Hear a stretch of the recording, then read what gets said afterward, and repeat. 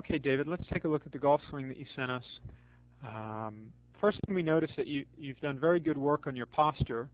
One of the things that you were fighting in your golf swing in the past is that your head would tend to get buried down into your chin, and then your weight would get back on your heels in this area here.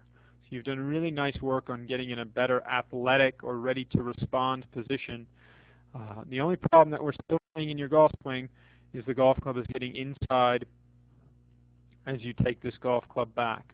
And we can show you that because the golf club's getting back in here behind your hands and into your legs. On the left-hand side of the screen here, we've got some video of Adam Scott. This was taken at the British Open this year. As Adam takes the golf club back, you can see that the golf club stays a little more in front of his body. And as this golf club stays on line with his feet, it doesn't get behind him. And that's where part of the problem in your golf swing happens. You can see the difference in the position there. Golf club for you gets back in behind your legs or into your legs here. This is more on line with Adam's feet. Another way we can have you think about this is you have your golf club here and your hands here. So the golf club is got behind your hands, whereas Adam's hands and golf club are all on the same line here. So as we carry this golf swing on up to this position, you see that this is on plane for Adam here. And you're just going to be a little under the plane. This is where part of the problem starts in your downswing. So you can see the difference in the position here versus the position that Adam is in here. And one of the problems, if we can show you this, is look at how far this golf club is now back in behind your body. Where this golf club here for Adam is more on line with his body here. If we draw a circle around this golf club, I think you'll have a better idea of what we're talking about here. Here's your golf club there, and here's Adam's golf club here. So Adam's keeping the golf club a little more on plane, where you're just getting the golf club wrapped around your body, and you're now going to struggle on the downswing to get the golf club back on plane. As we take this up to the top of the backswing position, you've done very nice work on getting your backswing in a little better position. As you know from our past work, you tended to get the golf club across the line. So we've done a good work, or done some really nice work here on getting this golf club in a better position. You've changed the plane of your left arm. If you remember, the old position of your left arm was very, very steep.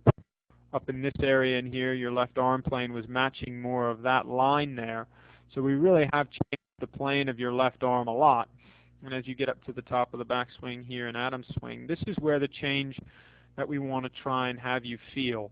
Because now as you start down, you're going to see this golf club start to get a little under the plane there. That's getting close to being under, where Adam tends to keep this golf club not so much behind him. And your golf club now is just getting what we would call stuck.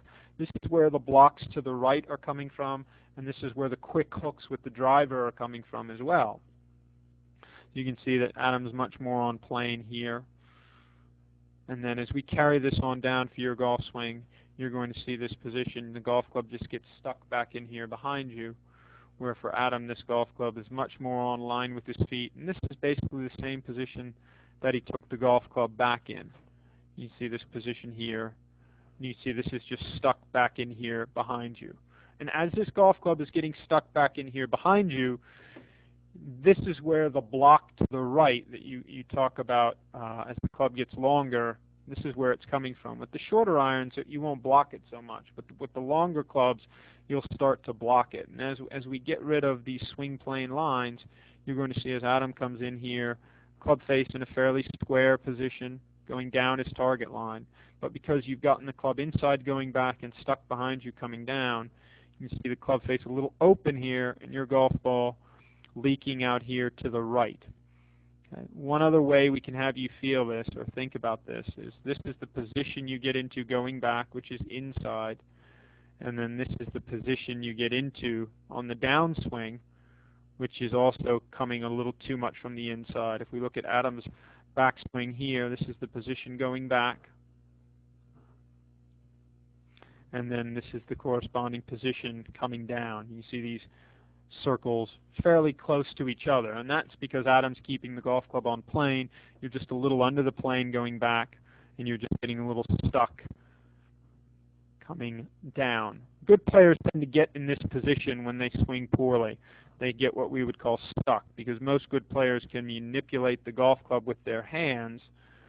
They're able, from this position here, sometimes when their timing's good, to square the golf club up with their hands. So if you could just feel that this shaft, the shaft of your golf club, goes back more in this position here, and we keep the club head in front of your body in this position, as opposed to getting back in here behind you, I think you'll hit the golf ball a little more solid, but you'll also start to see your golf ball start a little more on line. And if the golf club gets on plane going back, you've got a much better chance at getting out of this stuck position here on the downswing.